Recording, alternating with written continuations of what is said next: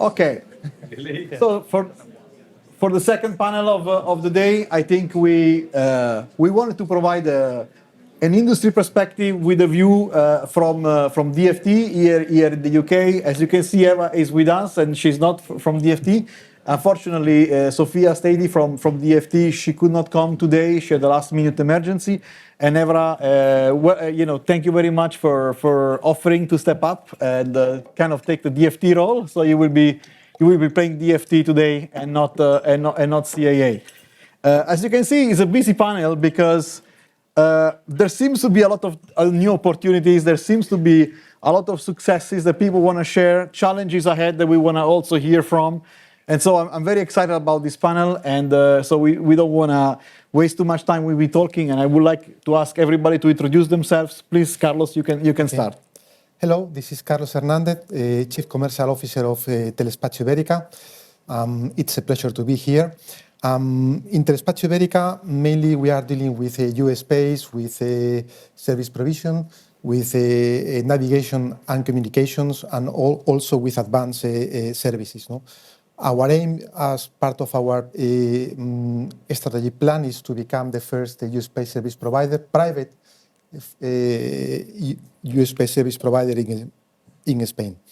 So currently we have an investment in R&D of more than 30 million euros only in Spain. And Telespazio also is one of the investors of D-Flight in Italy. So US space is clearly in our roadmap, and of course the application of US space into aerial mobility in cities. Thank you very much. Duncan. Yeah, hi folks, I'm Duncan Casey, Head of Airworthiness and Certification for Prime Air in the UK. I'm also responsible for leading the introduction of Prime Air into the UK. We are now a member of the TRA sandbox projects that were announced in July, I think, this year. We have just launched our service in a new location in Phoenix, Arizona. So we're really starting to get our commercial operations up and running now. We've actually had and we also have a parallel project in Italy as well. So we're really starting the process of scaling the Prime Air Drone Delivery service to Amazon customers across US, UK, and Europe. We've actually had a presence here in the UK since 2014. A lot of that was around the regulatory relationships, but also UK was seen as a great place to innovate. In fact, for a long time, UK was, in fact, we did do our first customer delivery here in the UK. Around 2018, 2019, the program entered a new chapter where we spent a long time re-establishing aerospace first principles to really take a lot of the learning, a lot of the development work that had happened here in the UK, in the US as well, to think about what's next and what key technologies would enable the commercial aspirations of Amazon. 2022, we were awarded our air carrier operation approvals. In the US, our Part 135 approvals. So we're gaining momentum, and we're looking forward to introducing the service here in the UK. Thank you, Bobby. I'm the CEO of Manna Drone Delivery. I'm sure a lot of you have heard about us. I just use two simple slides here. We've been operating commercially for 3.5 years in various parts of Ireland. We're flying in Dublin now, in this area called Dublin 15, Blanchardstown, which is very dense suburban operation. And we also fly in Texas, in Pekin Square, and soon one other European country, which we'll actually announce next week. Our current operation, if we flick onto the next slide, to give you an idea of complexity, those are two of our bases in Dublin 15. It's obvious where the centre of the bases are, but that's 1 month's traffic. And if you zoomed in there, you'll see that about now 30% of the households in Dublin 15, 43,000 homes, 150,000 people use the service. It is extremely popular. and the gaps in the image are cemeteries and schools. I think, Tom, you mentioned those earlier on. But it's all of that, by the way, is done with 4 aircraft. So I think it's important to note that, we've kind of, us and others have already kind of broken the mold of thinking here. And I think in the previous panel it was very clear that we've gone a little bit faster than city-based regulators were expecting us to go. Aviation regulators are in lockstep with us, the Irish Aviation Authority, EASA, FAA. But there's now the conversation, which I think we're causing to happen around, well, you're flying over my house, you're flying over, our city, our town, whatever it is, and now regulators or city councils are kind of thinking about, okay, well, what should our involvement be? It should be regulated, but, how do we regulate it? And like I short circuit that, the answer to many of the previous panel items is, it's our view is it's more regulation of the entire area, the geozone that's required or is going to happen, rather than specifically the vertiport, as some call it, or as we call it, a car park, or a roof. It isn't about there. It's more about the very densely populated areas, as you can see here. I think there's about 30,000 flights there in a month. It can get very, very busy. And that's the debate. Thank you so much. Alex. Hi everyone, Alex from Skyports Drone Services. Best way to think about us is a drone airline. So we fly lots of different types of drones, like the ones you can see there, for lots of different use cases. So you'll find us doing stuff like delivering stuff to oil rigs in Norway, delivering vaccines in Congo in Africa, ship to shore in Singapore, delivering for Royal Mail in Scotland, inspection use cases, inspecting power lines, rail, pipelines, all sorts of good stuff. I think the sort of the common thread throughout all of those is it's sort of higher value, lower volume stuff across a variety of use cases. So sort of quite different to what Bobby talks about. I think it's probably quite an interesting discussion to have today. Yeah. Thanks. Glen. I'm Glen Lynch. I'm the CEO of Volatus Aerospace. We're an aerial intelligence and logistics innovator. We operate a mixed fleet. We've got helicopters with pilots and fixed-wing aircraft, represents about 30% of our revenues, and the balance of it, about 70% of our revenues, coming out of the drone operation of drones, predominantly for inspections, imaging, aerial surveillance. We're also a geomatics company. We're really a commercial industrial company. So while we do have technologies that are our own, we have about 11 utility patents. Our primary focus is revenue generation. So the company is doing about $35 million a year, last year's revenues, and still a small business, but for the drone space, I'd say we're moving along pretty stably. We exist in all of Canada. We cover most of Canada, growing pretty quickly in the United States. We have a presence here in the UK and Norway, which gives us access to the European Economic Zone. About 150 full-time employees. And really our primary focus is to continue to introduce new technologies. Although we own technologies, we're truly technology agnostic. We're more interested in creating stickiness with our customers. In terms of our real capabilities that the things that get us up and get us excited in the morning, it's the evolution towards larger drones, remote operations, more autonomy.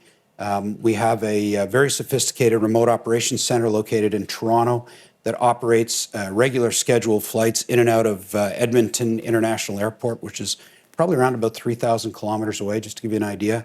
Regular flights, medical deliveries over the city of Toronto several times a week. Not making any money at those runs, I'm unhappy to say, but at the end of the day, it's a demonstration of what's possible. So that's our primary objective now is the companies like Dufour, for example, bring on their aircraft and others with the larger aircraft is to disrupt our traditional aviation, piloted aviation services with the use of remotely piloted technologies. Thank you. And Ewa, I'll ask you to reintroduce yourself in your new role. It's fine. Change hats. Yeah, I'm Sophia State from the DFT today. That's great.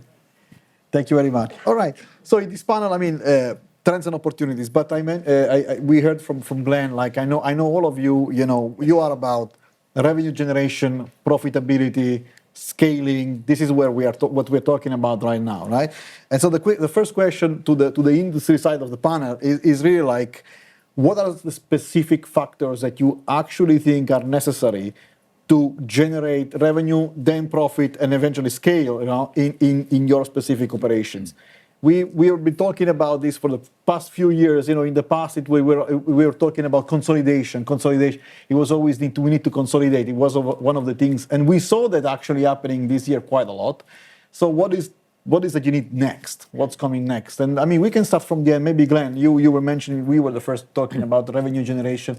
So what is that you think is crucial?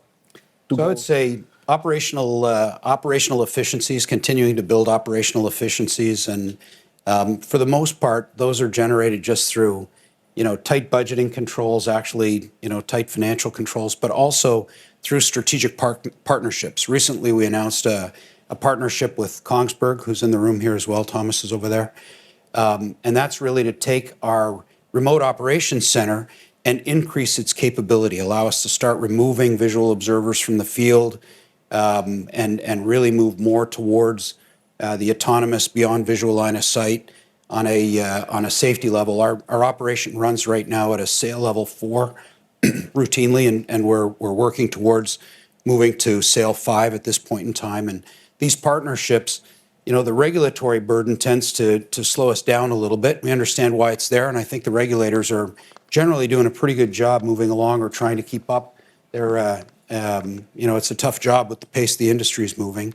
But at the end of the day, those are the things that are going to drive it. And I think profitability is about, you know, moving away from, I think our industry has largely been centered around proof of concept. I heard that more or less implied a few moments ago. We need organizations that are doing what Manna is doing, and you know, Bobby's company is out moving a lot of product. I mean, I looked at that map. That's one of the most impressive things I've seen. And you know, you're looking at high volume commercial activity that's being driven by end user demands. And I think that's what it's got to come down to, is identifying not only where we have end users, but where do we have end users, technology that can fill the bill, and a regulatory environment that allows us to do it, as opposed to sometimes we're missing one or two of those. We try to push that through, and of course, we struggle with profitability. Thanks you. Alex? I think that the simplest thing for us is we've figured out the use cases that make sense. You know, we've been doing this for 6 years or so. We've tried and failed at a lot of stuff. What works for us is just high value, urgent, hard to reach use cases. So oil rigs, wind farms, rural Africa. When we're talking about delivery use cases, when we're talking about inspection use cases, it's stuff like, you know, BVLOS, linear asset, inspection of power lines.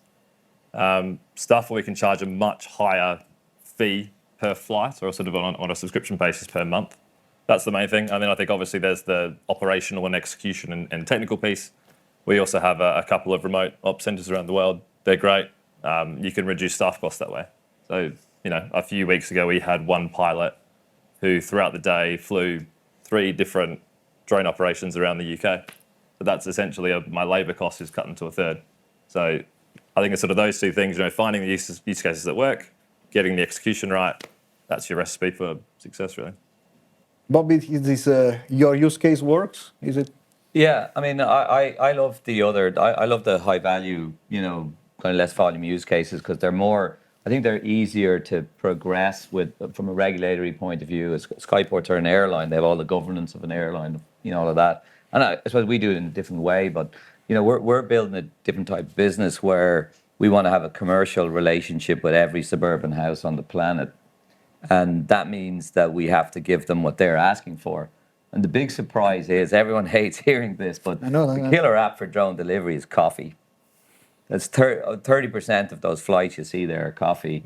And I'll be back here next year, and it'll be all of Dublin using that service. There's 1.2 million people there, and one other city in Europe. And I know that it's going to be 30% coffee.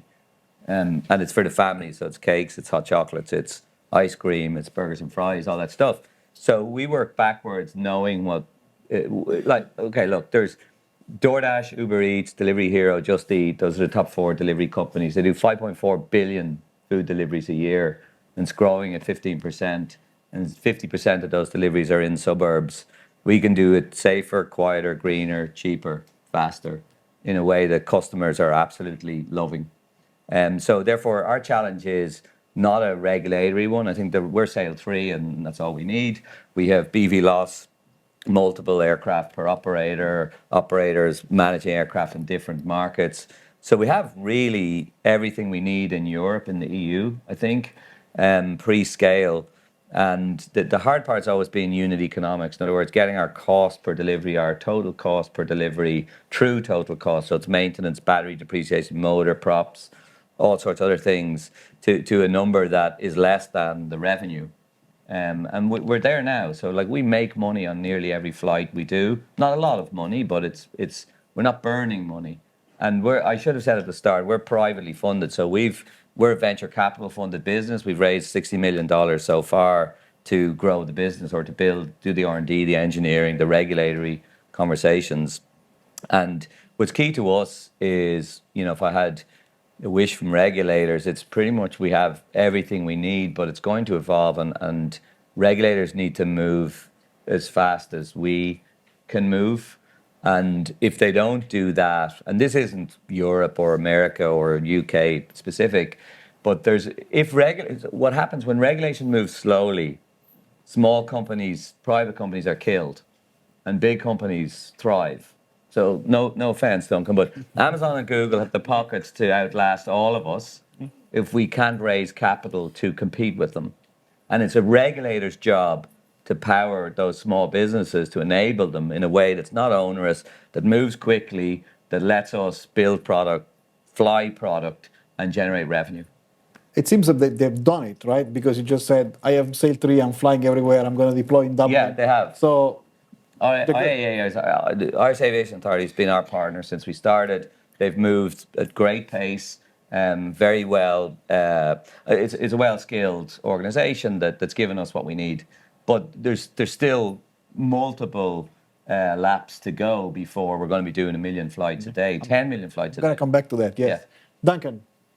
I think harmonisation is a big topic for us. We're like Bobby and some of the other organisations, we span a few different regulatory regions.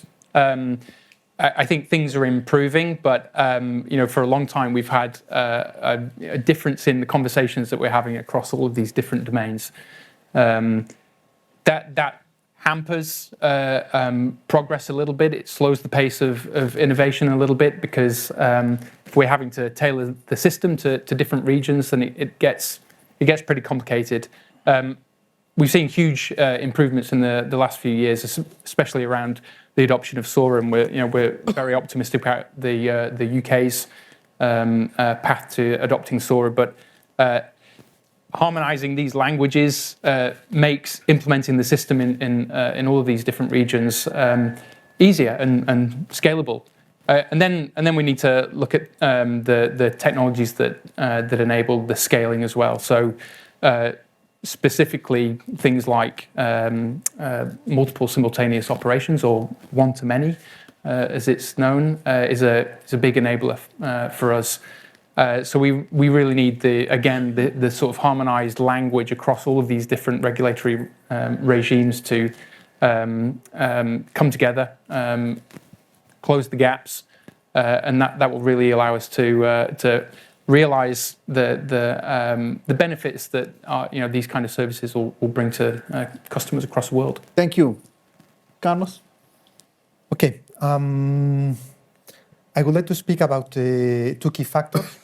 One is about the deployment of a progressive business model.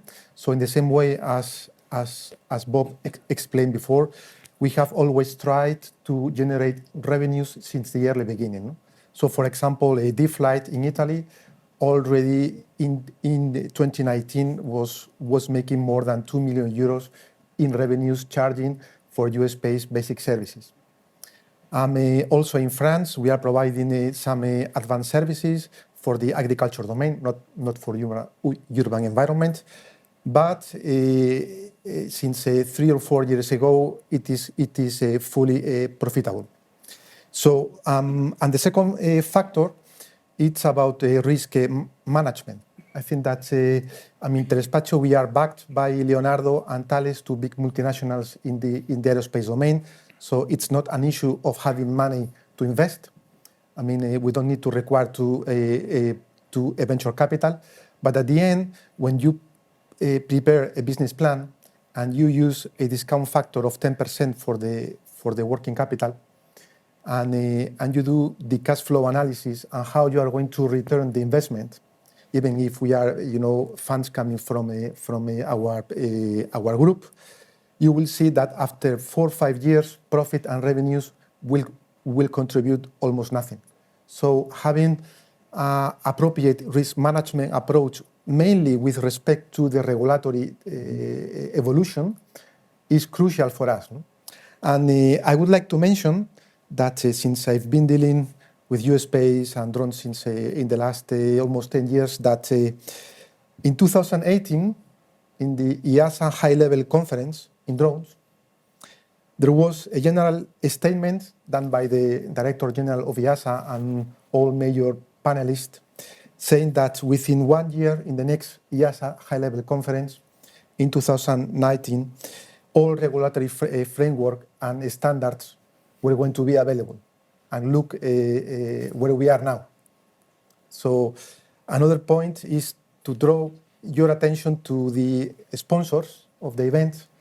If we do, 6 years ago, a similar event, 50% of the sponsors or 60% are really different. So risk management is crucial for having a long-term sustainable business model. Thank you. And Ewa, I go back to you in your now DFT role, in the sense of like we have heard what people need, right? We kind of heard that. And I wanted to ask you whether in the UK, from a DFT perspective, right, there is work being done, in order to integrate those operations, those systems, into the public airspace, right? Of course, with consideration with safety and all the important roles that the regulators have to do. But if you can give us a DFT perspective on that rather than the CAA one, which obviously is more safety focused, right? But from a DFT point of view, what is that you think is happening, which is good for those people here? Yeah. Can I also chime in on the previous question? Of course you can, yes. Because we're an independent company. So when you look at regulators in other countries, EASA, FAA, they are government funded. We are not. We are user pays principle. So actually, your commercial success is my success because I have to cover the costs of regulation. So it's an important point to factor in that we actually have to look at our commercial viability and recover our costs, which is a different model to other regulators. So important to bear in mind. Absolutely. When you're asking us to go faster, we also require funding to go faster, right? It's a kind of catch-22 situation, right? And we have to balance protecting people and enabling aerospace. It's actually a competing priority if you think about it, or an oxymoron, because in order to protect people, you need it to be safer, but actually in order to enable aerospace, you need to take further risks. So it's an interesting dynamic that we have to play with. In terms of what we're trying to do, I think, as mentioned, SORA is our key primary objective to kind of harmonise and move forwards, but with a UK version that's right for us. We have different airspace dynamics. Yes, there's lots of advancements with the IA and in Ireland. We have a different airspace structure. We have a different legal set of rules. We have the SORA 500-foot rule, for example, that we have to navigate. We have sites of specific scientific interest. We have national trusts networks. These are all the kind of different other regulatory bodies that we have to take into account. And our UK airspace model has to take that into consideration when we're implementing SORA. SORA, yes, will be the guiding light and principle across everything, but each country is going to have a slightly different dynamic of how they implement that. That's just because the airspace and the ground risk and air risk is different for each country that implements it. So we're trying to navigate that, make it as universal as possible. We're hopefully publishing our remote pilot competency, and output this year, and then flight assessment entities will allow for platform integrity, as I've said before, and then the actual go live of the kind of SORA tool will be in April next year. Excellent, thank you. So SORA is, I'm happy to hear that, of course, is kind of the enabler of all of this. That's good news for me. Version 2.5. Yeah, right? yeah, 2.5. Jörg is in the room as well. So, by the way, if anybody was SORA questions, you can reach out to Jörg, which is, the leader of the group working on it. It's just there. But yeah, by the way, Jörg, no pressure there. But it's quite clear that you're working on something that is crucial that everybody kind of needs, in a way or another, in a different fashion, with different versions, UK version or not. You're the grandfather of SORA. well, that's He's what the the people- grandson. Yeah, that's very dangerous to say. Mamma mia. Oh, no. No. All right. Look, Glenn, I wanted to ask you a question because Carlos was mentioning about, the risk assessment when I'm doing a business plan, considering risk, regulatory risk, right? And, you are expanding operations, you mentioned, in multiple places, right? And you are like, I need to be careful here. I need to make sure that the regulator is there, the technology is there, that my operation is efficient and profitable. And like when you enter these new markets, like what considerations do you make to finally make a determination? This is a good place to go. I can be profitable in here. Like, what are the key factors? So I would say demand, first of all. Obviously, we need to identify that there's a legitimate end user demand. There's going to be somebody that's actually interested in subscribing to the service, ensuring that we've got regulatory support, or at least a mechanism to work with the regulators to obtain operational authorities. And then I would say infrastructure would be after that. So it's one of the reasons that these conversations are so interesting. And to work with that, typically what we're doing is concentrating on, a good collaborative relationship with the regulators. We spend a lot of time understanding what's going on at ICAO and seeing how that's going to flow down to the member states, trying to get ahead of that and prepare for that. It's convenient being in Montreal because they're kind of our next door neighbor. We get to see them. But also really leaning on technology as much as we can to be able to make the most of the infrastructure that's made available to us. Those would be probably the biggest thing we'd focus on. And then the last one is really the economics of everything. I think there's a panel talking about it later today, but the biggest single challenge, I think, to being able to scale for most operators, most commercial businesses right now is funding. We've just gone through a funding round, and I've been doing this for 3.5 decades. Probably the toughest time in my life to raise capital. It's a very, very challenging time. Markets are not receptive as they were, in 2021. Not that it's not possible that people are raising capital and getting by, but it can't be underestimated. The last thing I'd like to bring up with that one is you mentioned consolidation earlier. I think that's still a requirement. We still got a lot of room left to do to consolidate the industry. We need to hit critical mass for people to be able to operate, profitably.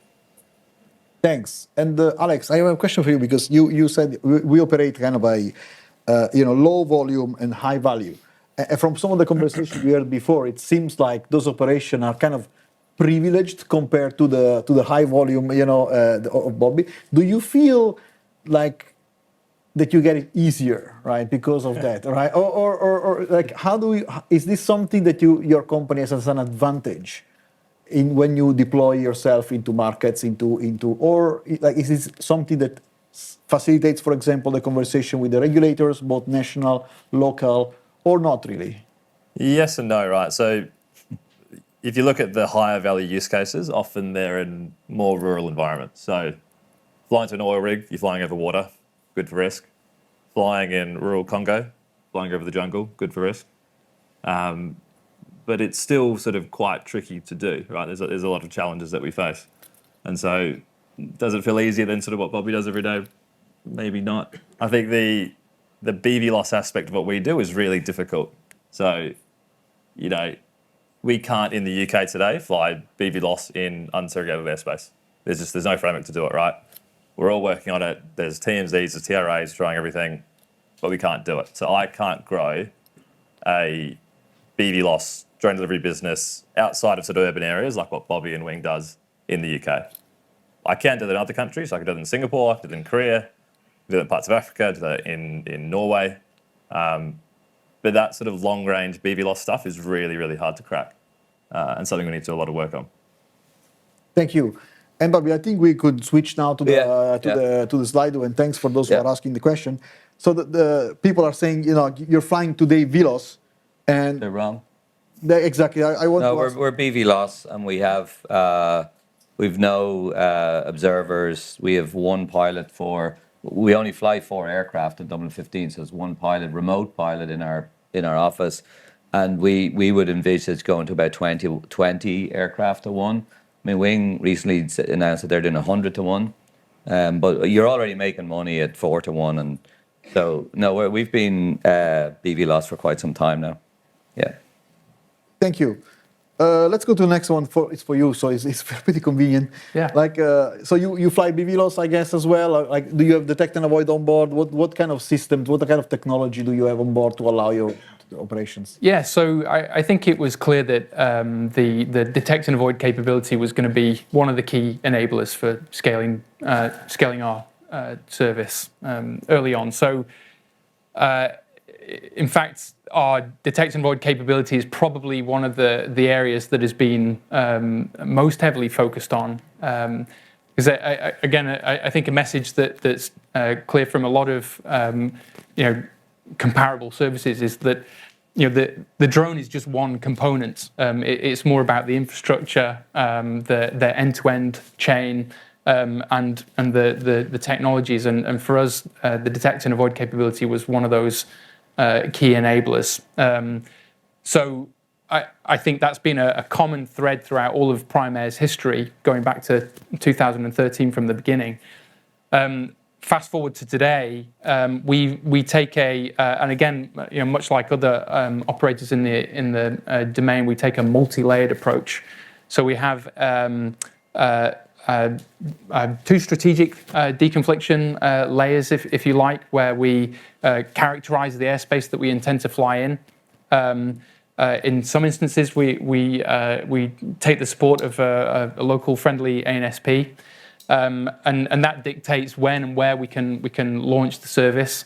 Then our second layer is again strategic, and we have an ADSB surveillance capability that allows us to see what's happening in the area, and if we detect any tracks in the area, then the system will automatically block new launches of the aircraft. And if there's any aircraft, any of our drones airborne at the time, then we can make a decision as to whether to bring the aircraft back or land it in situ.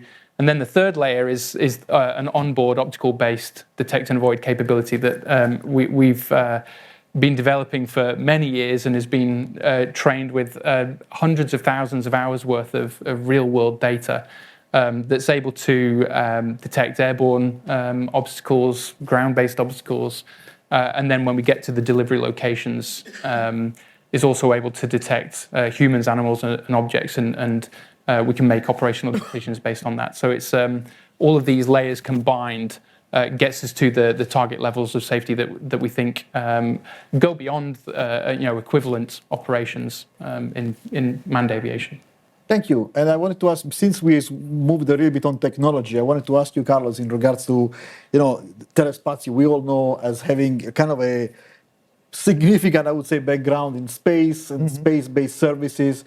A question to you is, do you see integration of satellite technology in any of the operations that you are aware of as being key, important for deployment of operations, for profitability? Do you see a space for space technology in drone operations or not yet? Yes, of course. I mean, I think that space can provide good solutions for safety critical applications, mainly for say 3, 4, and then for the 35 category. Just to point out two examples. I mean, in aerial cities, most of the communications, both for control and also for monitoring for surveillance, will be done with a radio link and 5G, but they are not. I mean, radio link when you are between buildings may suffer of radio occultation, and 5G is not adequate for providing a very demanding SLA from the safety point of view. So satellite communications can be a truly independent backbone communication network, both for control and data link. So we are working on the use of Iridium and also Starlink in the next years for this, within this environment. And not only for urban applications, but also for enabling BVLOS, BVLOS flights beyond radio line of sight. No? And then this is for the satellite communications. For satellite navigation, you know that GPS and Galileo GNSS systems are crucial for providing safe navigation both in urban and non-urban environments. In urban environments, GPS and Galileo will be affected by strong multipath, and this can really degrade the performance and the accuracy of the system.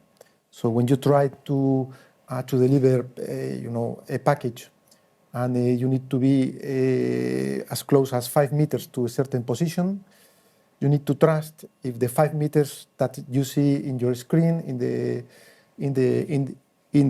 the pilot command control station is really 5 meters, or perhaps it's 10 meters or 2 meters. So the trust that you can put on GNSS needs to be addressed through a sensor fusion and a new generation of algorithms to provide integrity during navigation. And this is what we are doing as part of our research. Excellent. And we're coming to an end of the panel, but I have one question for all of you, maybe 1 minute maximum, like short answer. It's not planned. But I wanted to ask this, because I'm very kind of excited to hear that regulation is almost there, like we're almost there. But Bobby, you said before, we have Sail 3, we are operating there. Next year we're going to cover 1 million people, but there is still something that needs to happen in order for this reality to become actually true, right? Mm-hmm. So for every one of you, what is that one something that you still need in your individual domains to get to the next level?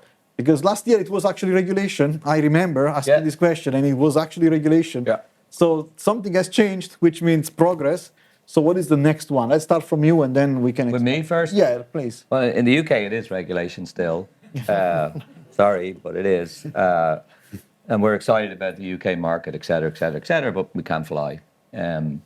In Europe, I think for scale, I think DV is going to be important, design verification report, and I think EASA are tooled up for that. And so having, an audited external, confident view of your aircraft is going to be key to scaling. And after that, then I think U-Space clearly, and those constructs of U-Space could be very useful. Thanks. Duncan.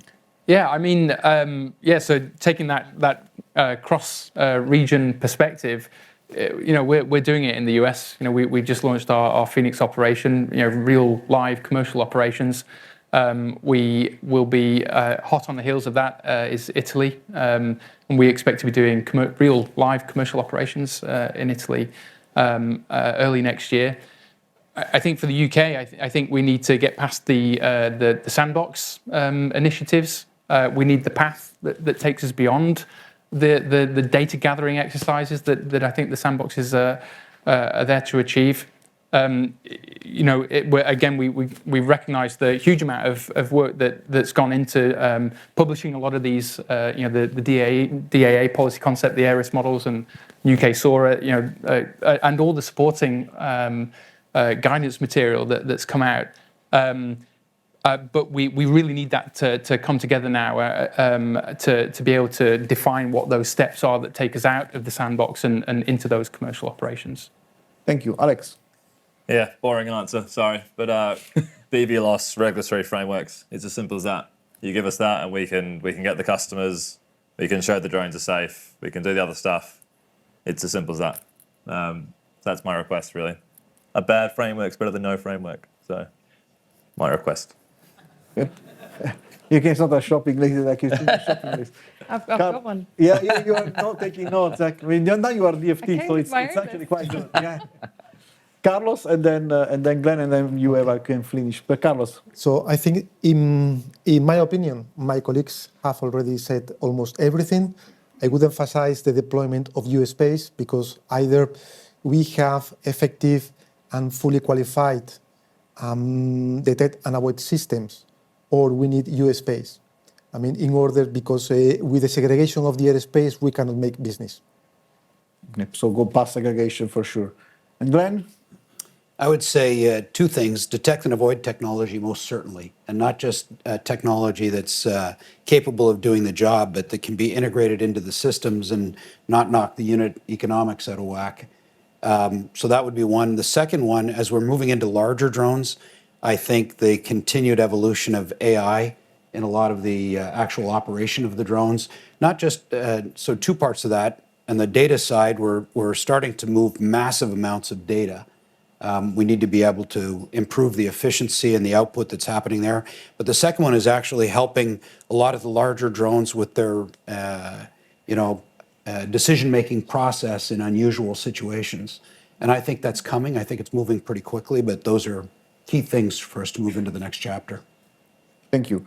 And Eva, a final word from you. I mean, you heard like what is next, right? I mean, SORA, okay, you are doing that, so you will have a BVLOS framework. I've got a list, don't worry. But yeah, So these are all the through things that... Exactly, Yeah, please. Yeah. This is all that we're doing, right? So when you say framework, this is what goes into a framework, right? So it's the regulation, the policy making, the law, because we actually have to make changes to the law. That's outside of our control, and we're in a schedule for that. In addition to all of that, we need the right ground infrastructure in the right places. Again, going back to my previous conversation, all of commercial air transport ground infrastructure was funded by the government. The ground infrastructure that we need now, who's paying for that? I'd be happy to pay if you'd install it. That's number one. I'm going to keep going. You are on camera. We need the ground infrastructure to enable the electronic conspicuity to be interoperable because we have capacity issues in the EC frequency, as has already been discussed. We need to change the SORA 500-foot rule exemption because for UK airspace, that's currently a challenge for us. We need the right detect and avoid. We currently operate in see and avoid principles in some of our airspace structures. That's not scalable in the digital world that we're moving into. We need a aviation assured C2 link, right, to be able to have that robustness for communication that we've already talked about. We need platform integrity. That involves standards, Market Surveillance Authority, conformity assessment bodies, all the regulation that goes with that. We need pilot competency to be introduced. We need application platforms that we don't get challenges on about, differences of opinion and making sure that's digital and optimized and easy for people to use. We need the right oversight regime. We need the right safety management system. We need to feed all of that data in and learn and move those things forwards. Then we need the societal acceptance. That's noise, environment, safety, security to enable us to unlock all of that. And then whilst we're doing all of that, we have to keep up with what commercial air transport is doing. So autonomy, swim, all the data and digital, all of that commercial air transport is moving forwards and we have to keep pace with that at the same time. That's a very long list of things to do, but we are working on it. Thank you very much. That's the positive note. So I'm very happy to hear that. And again, I think also for this panel, significant progress from last year. I think definitely, regulators are working on what's coming next, but it doesn't seem that they are the blocking point anymore. You are operating, you are doing business. Of course, you need to keep improving, but definitely a significant improvement from last year. So I'm very happy to hear that. And I think we can say thank you very much for all of you. And,